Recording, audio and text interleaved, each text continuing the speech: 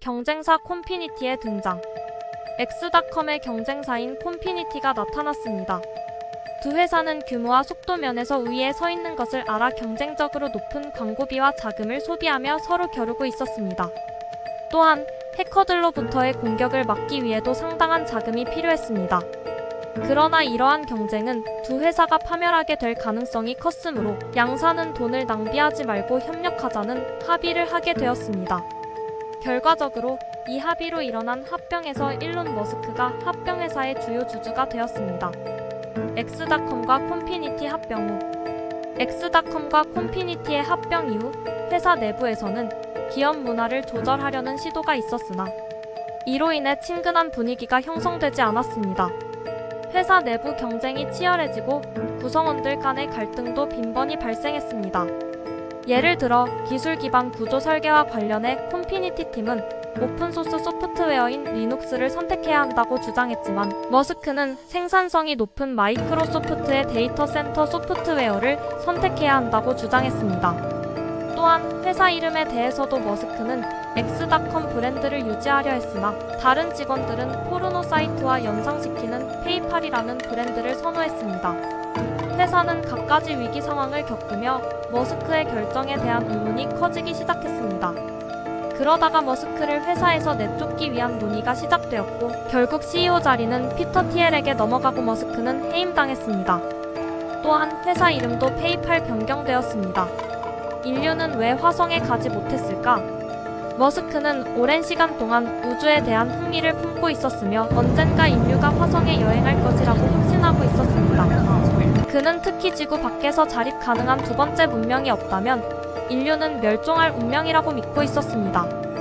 그러나 어느 날 머스크는 화성 여행 계획이 아직도 진행되지 않는 이유를 궁금해하며 나사의 홈페이지를 찾아보았습니다. 그러나 그곳에서는 화성에 관한 계획이 전혀 없었습니다. 이 사실에 머스크는 큰 충격을 받았습니다. 당시 나사는 화성으로의 인간 여행 계획을 포기한 상태였습니다. 이는 기술적 어려움 때문이 아니라 예산 문제 때문이었습니다. 정치인들은 거대한 비전을 경영하여 예산을 부풀리는 경향이 있었으며 나사는 저비용 로켓 개발조차 고려하지 않았습니다.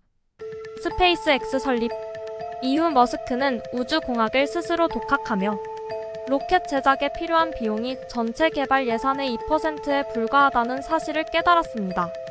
그리고 이를 바탕으로 로켓 제작 비용을 대폭 줄일 수 있다고 결론 내렸습니다. 그래서 머스크는 자신이 어떤 형태로든 중요한 작업이라면 스스로 모든 것을 잃어도 할 의지를 가졌고 몇 달 후에 재사용 가능한 로켓 개발을 위해 스페이스X를 설립하게 되었습니다. 초기에는 머스크는 이러한 프로젝트가 실패할 가능성이 크다고 생각하며 로켓 사업의 성공 확률이 10% 미만이라고 말했습니다. 그럼에도 불구하고 머스크는 이것이 매우 중요한 일이라고 믿고 시작했습니다. 이후 스페이스X는 처음으로 펠컨 1호 로켓을 개발하려는 과정에 착수하였습니다. 테슬라 모터스 스페이스X를 설립한 후 약 2년 뒤 머스크는 또 다른 사업 분야에 도전하기로 결정했습니다. 이것은 전기차 사업이었습니다. 머스크는 온실가스 문제에 대한 우려를 가지고 있었으며 온실가스 감소를 위해 가솔린 자동차를 대체해야 한다고 생각했습니다. 그는 전기자동차에 대한 아이디어를 가지고 있었으며 전기자동차 회사인 테슬라를 공동 창업하게 되었습니다. 테슬라는 처음에는 고급 스포츠카를 개발한 후 대중적인 전기차를 만들어 시장을 확대하는 전략을 채택했습니다. 이는 기존의 다른 자동차 회사들과는 다른 접근 방식이었습니다. 머스크는 이전에 개발한 펠컨 1호 로켓 프로젝트와 동시에 테슬라에 투자하기 시작했습니다. 솔라시티 머스크는 더 큰 비전을 실현하기 위해 태양에너지 전문 업체인 솔라시티를 설립하기로 결정했습니다.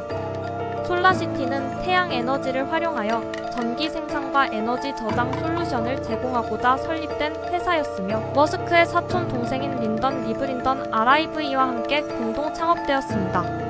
솔라시티는 머스크의 비전과 목표를 따라가기 위해 설립된 회사로 나중에 테슬라의 전기차와 태양에너지 솔루션을 통합하는 역할을 하게 되었습니다.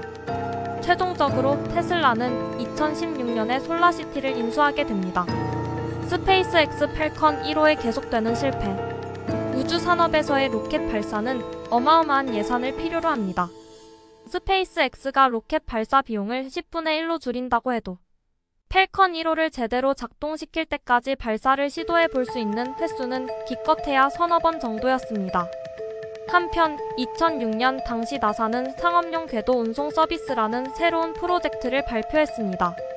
상업용 궤도 운송 서비스란 나사가 발주하고 민간 기업이 국제우주정거장 ISS로 화물을 수송하는 사업입니다. 스페이스X는 이 프로젝트를 위한 두 기업 중 하나로 선정될 수 있었습니다. 하지만 스페이스X의 펠컨 1호 발사가 2008년까지 3차례 모두 실패하면서 예산은 거의 바닥이 나기 시작했습니다. 그렇게 펠컨 1호의 발사가 계속 실패하면서 우주 개발 전문가들은 스페이스X에 대한 부정적인 전망을 쏟아내기 시작했습니다. 닐 암스트롱까지 비판에 가세하면서 상황은 더욱 악화되었습니다. 하지만 머스크는 계속되는 실패의 순간에도 대형 로켓 펠컨 9호의 설계 개발을 병행하였습니다. 3부에서 계속됩니다. 시청해주셔서 감사합니다.